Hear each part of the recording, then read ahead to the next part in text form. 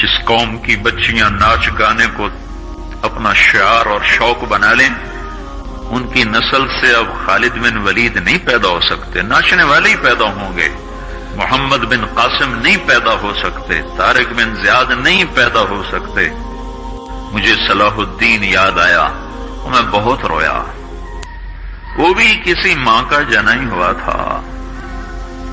उसके जमाने में करक, एक हमारे पाकिस्तान में करक है, एक उर्दून में करक है।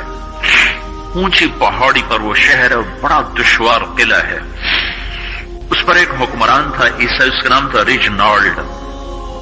तो करक के करीब से काफिले गुजरते थे हज के।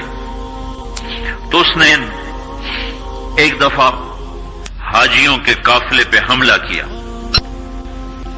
और कहने लगा, बुलाओ अपने मोहम्मद को, तुम्हारी मदद करे। और सारे हाजियों को तातेक कर दिया।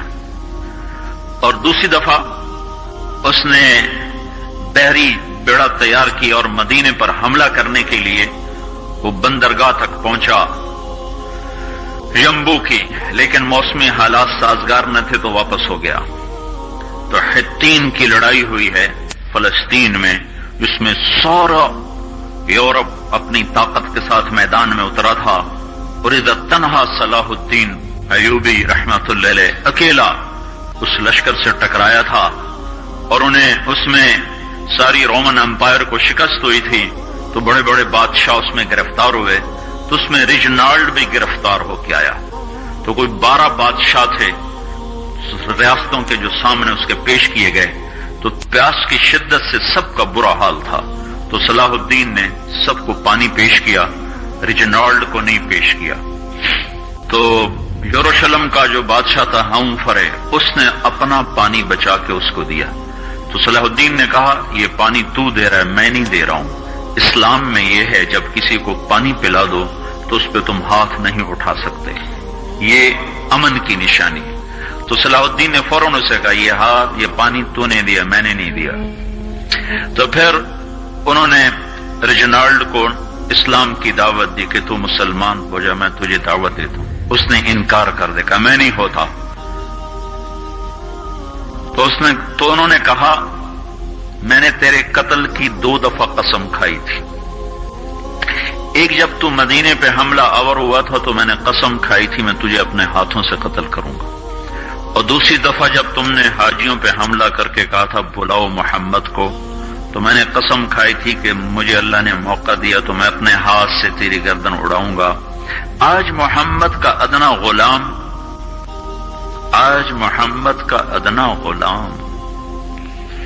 तेरी उस बात पर यह फरीजा अदा करने के लिए आ रहा है। और अपनी तलवार से उसकी गर्दन उड़ाई, वो पीछे लटक गई, पूरी नहीं उड़ी, पीछे लटक गई। खौफनाक मंजर बन गया।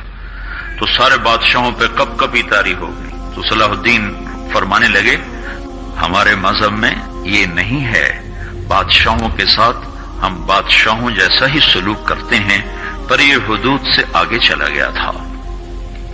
अब मुझे ये किस्सा भूला हुआ था, मुझे इन्हीं हादसों में, इन्हीं हंगामों में वो याद आया। तो बात तन्हाइयों में बैठ के बेबसी के आंसू बह जाते हैं और इसके सिवा कोई चारा नहीं है। हमारी सारी नस्ल मौसीकी में डूब चुकी है। जो बदन सुरताल पे थरकते हों, जो बदन मौसीकी के ऊपर हिलते हों, रक्स में आते हों, उन पे कांटे ही उगेंगे, उन पे सलाहुद्दीन का फूल नहीं उग सकता, उनमें मोहम्मद बिन कासिम के फूल नहीं उग सकते। बांझ हो गई है हमारी नस्ल।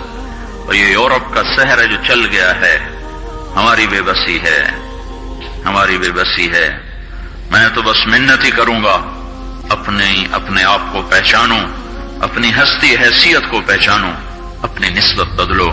तुम्हारी निस्बत यूरोप के साथ होके अगर मौत आई बेकीमत हो जाएंगे।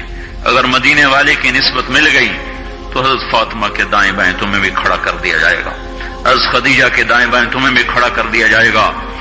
ये चंद दिन हैं, सब्र कर लो, घुट घुट के मर जाना ही बेटियों की रिवायत है। मशरिक की बेटी, उसने घुट घुट के मरना ही सीखा है। हाँ, ये आजादी, ये आवारगी, ये मगरिब की औरत का खासा है।